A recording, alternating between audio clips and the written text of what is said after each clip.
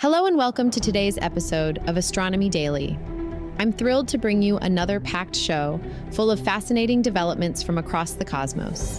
Today's journey through space and time will take us from the mysterious surface of Saturn's moon Titan to the fundamental forces shaping our universe. We'll explore NASA's groundbreaking Dragonfly mission, which now has a confirmed launch partner in SpaceX. We'll also dive into some intriguing new research about the early Earth that might change how we think about life's origins on our planet. We've got some mind-bending updates about dark energy that could transform our understanding of the universe's expansion, and we'll look at the largest universe simulation ever created. Plus, we'll separate fact from fiction in the world of asteroid mining and examine some important developments in GPS technology. So stick around as we explore these incredible stories from the frontiers of space science and discovery. Let's get started.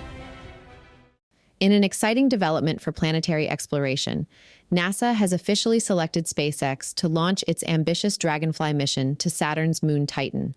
The contract, valued at approximately $256.6 million, will see the revolutionary mission take flight aboard a Falcon Heavy rocket from Kennedy Space Center in Florida during a launch window between July 5th and July 25th, 2028.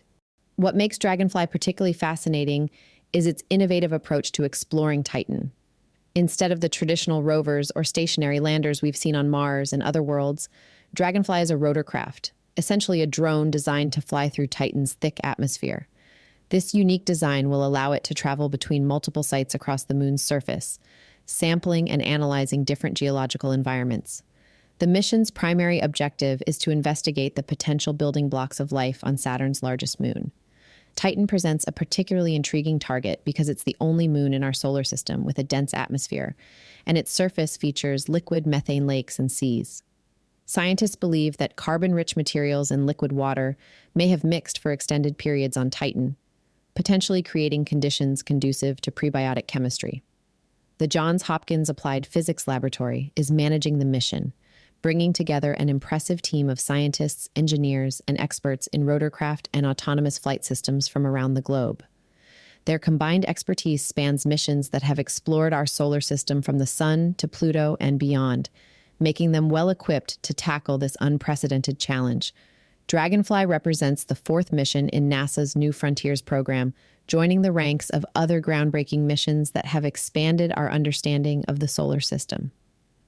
The mission will search for chemical signatures that might indicate whether water-based or even hydrocarbon-based life could have once existed on this fascinating moon, making it one of our most ambitious attempts yet to understand the potential for life beyond Earth. Next on the agenda today. When we talk about asteroid mining, you've probably seen those eye-catching headlines about asteroids worth quintillions of dollars. But a fascinating new study funded by asteroid mining startup Astroforge is giving us a more grounded perspective on what these space rocks are really worth. The research breaks down asteroid metals into two categories. First, there are the platinum group metals, or PGMs, which are actually valuable enough to justify bringing back to Earth. These are the same precious metals that make catalytic converters such attractive targets for thieves, and they're crucial for modern technology. Then there are the construction metals like iron, aluminum, and magnesium, which make more sense to use in space rather than shipping back to Earth. Here's where things get interesting. Remember Psyche, that massive metallic asteroid that's often quoted as being worth more than the global economy?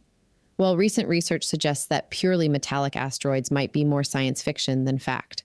But don't write off asteroid mining just yet. The same studies show that even asteroids we thought were metal poor actually contain worthwhile amounts of valuable materials. The researchers analyzed 83 different elements from meteorite samples, which are essentially pieces of asteroids we can study up close. They found that while PGM concentrations aren't as high as initially thought, they're still much more concentrated than in Earth's ores. Particularly exciting are these microscopic structures called refractory metal nuggets, found primarily in L-type asteroids, which could contain extraordinarily high concentrations of precious metals. When it comes to space construction materials, they're about as abundant as we expected, but there's a catch. Extracting these metals requires high-energy processes to break them free from their oxidized states. It's a classic chicken and egg problem. You need significant power sources to process the materials, but building those power sources would require the very materials you're trying to extract. Despite these challenges, companies like Astroforge aren't deterred. They're planning to launch their next mission in January to study near-Earth asteroids, helping us better understand just what treasures might be waiting for us in these celestial bodies. While the trillion-dollar valuations might be overblown, the real potential of asteroid mining appears to be in its ability to support our future space infrastructure and provide rare metals that are increasingly crucial to modern technology. For our next story, we need to travel back in time. Our ancient Earth wasn't always the blue and green paradise we know today. For a long time, scientists thought the earliest period of Earth's history, known as the Hadean era, was a complete nightmare. Think endless volcanoes and meteors raining from the sky. But fascinating new research from the University of California is challenging this hellish picture of our planet's youth. The Hadean period, named after Hades, the Greek god of the underworld, lasted from Earth's formation 4.54 billion years ago until about 4 billion years ago. Yes, there were definitely molten rocks and volcanic eruptions. And yes, space rocks regularly bombarded the surface. But here's where it gets interesting. Even during this supposedly inhospitable time, liquid water was already present on Earth's surface. The research team, led by Christopher K. Jones, took a comprehensive look at how our planet evolved from its formation to the emergence of life. They examined everything from microbiology to atmospheric chemistry and from geochemistry to planetary science.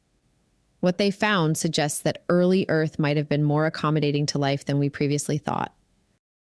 One of the most significant findings is that liquid water was almost certainly present during the Hadean period.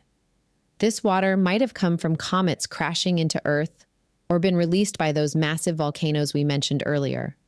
By the end of this era, the planet had cooled enough to form its first continents, with early oceans filling the spaces between them. While there's still debate about exactly what these first continents look like and how they formed, one thing is becoming clear. By the end of the Hadean period, conditions were suitable enough for life to gain a foothold. In fact, when we look at the geological records from the following Archean period, we can already see evidence of living organisms. While this research doesn't answer all our questions about how life began on Earth, it does suggest that our planet's earliest chapter wasn't quite the uninhabitable inferno we once imagined. Instead, it appears that even in Earth's tumultuous youth, the stage was already being set for the incredible story of life as we know it. Some groundbreaking news has emerged from the Dark Energy Spectroscopic Instrument Collaboration, or DESI, that's reshaping our understanding of the universe's expansion. Over 900 scientists from more than 70 institutions have been working together to solve one of the biggest mysteries in astrophysics. Why is our universe expanding at an accelerating rate? The team's latest analysis has provided strong support for Einstein's general theory of relativity, while also hinting at something incredibly intriguing about dark energy. Using observations from nearly 6 million galaxies and quasars, they've conducted the most precise test yet of how gravity behaves on cosmic scales, tracking structural growth across an astounding 11 billion years of cosmic history. One of the most exciting findings is that the clustering patterns of galaxies align perfectly with what Einstein's theory predicted. This might sound like confirmation of what we already knew, but it's actually a huge deal. You see, some scientists had suggested that maybe gravity itself behaves differently on vast cosmic scales, and that this might explain the universe's accelerating expansion. But DESI's results suggest we should look elsewhere for an explanation. That's where dark energy comes in. The analysis reveals fascinating hints that dark energy might not be the constant force we once thought it was. Instead, it appears to be dynamic, changing and evolving over time. This is a potentially revolutionary finding that could transform our understanding of the force that's pushing our universe apart. The scope of this research is truly mind-boggling. DESI can capture light from 5,000 galaxies simultaneously, and its latest analysis lets us peer up to 11 billion years into the past. What's particularly impressive is that with just 1 year of data, DESI has already made the most precise measurement ever of how cosmic structures grow in our universe, something that previously took decades to achieve. And this is just the beginning. DSI is currently in its 4th year of a 5-year survey. And by the time it's done, it will have collected data from roughly 40 million galaxies and quasars. Scientists are already analyzing the first 3 years of data, and we can expect updated measurements about dark energy and the universe's expansion in the coming months. While we're talking about scientists hard at work, in a remarkable achievement that pushes the boundaries of our computational capabilities, researchers at the Department of Energy's Argonne National Laboratory have created the largest simulation of the universe ever attempted. Using the Frontier supercomputer, currently the world's fastest, they've managed to simultaneously model both atomic matter and dark matter across universe-sized scales. This breakthrough was made possible by HACC, which stands for Hardware Hybrid Accelerated Cosmology Code. Originally developed for less powerful computers, this code has been significantly upgraded over the past 7 years to handle the immense calculations required for this kind of simulation. We're talking about a machine capable of performing more than a quintillion calculations per second. That's a billion calculations, just to put it in perspective. What makes this simulation particularly special is its unprecedented scale and complexity. Previous simulations have typically focused on either dark matter or regular matter, but not both simultaneously at this scale. This new approach allows scientists to model everything from the formation of galaxies to the large-scale structure of the universe in remarkable detail. The simulation ran on approximately 9,000 of Frontier's compute nodes, and its performance exceeded all expectations. In fact, it ran nearly 300 times faster than what was possible on previous supercomputers. This isn't just about raw computing power, though. It's about creating a tool that can help us match what we observe through our telescopes with our theoretical models of how the universe works. This advancement represents a new era in cosmological research. By simulating both types of matter together, scientists can better understand how galaxies form, how dark matter influences cosmic structure, and how the universe has evolved over billions of years. It's like having a cosmic laboratory where we can watch the universe unfold before our eyes, testing our theories against the most detailed model of the cosmos ever created. The implications of this work extend far beyond just breaking records. These simulations will help us interpret data from current and future telescope surveys, potentially leading to new discoveries about the fundamental nature of our universe. It's a powerful reminder of how far we've come in our ability to model and understand the cosmos, while simultaneously highlighting how much more there is still to learn. Next up, the Space Force has just awarded Raytheon a substantial contract extension worth $196.7 million for a critical upgrade to our GPS infrastructure. This latest investment is part of what's known as the Global Positioning System, Next Generation Operational Control System, or OCX for short. While this might sound like just another government contract, it's actually a crucial piece of technology that affects both military operations and our everyday lives. The project's total value has now reached nearly $4.5 billion since it began in 2010. And this latest extension aims to deliver new software improvements by November 2025. However, it hasn't been smooth sailing. The program is currently running about 7 years behind its original schedule, highlighting the complex challenges involved in modernizing such critical infrastructure. One of the most important aspects of this upgrade is its focus on the M-code signal, a highly secure feature that helps prevent jamming attempts during military operations. Think of it as a super secure version of the GPS signal we all use, but designed to work even in contested environments where someone might try to interfere with navigation systems. What makes this project particularly challenging is that unlike many other upgrades, which build upon existing systems, OCX requires entirely new code from the ground up. It's not just about making things work better, it's about creating a system that can stand up to modern cybersecurity threats while maintaining the precision and reliability we've come to expect from GPS. While development continues, the Space Force isn't standing still. They're currently using interim software developed by Lockheed Martin to keep the GPS network running smoothly.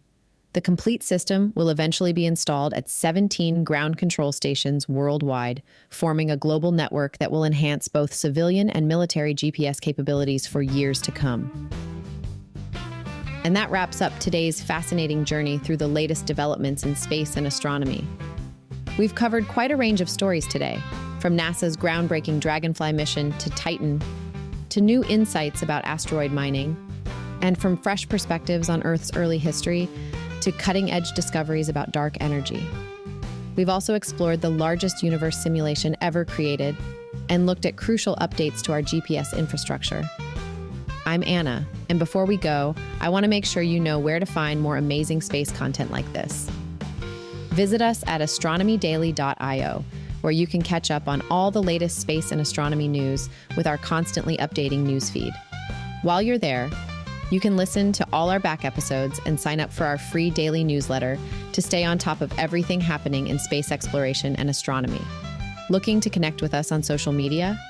You can find us on all major platforms. Just search for Astro Daily Pod on Facebook, X, Tumblr, YouTube, and TikTok. Thank you for joining me today on Astronomy Daily, where we bring the wonders of space down to Earth. And as I like to say, keep looking up.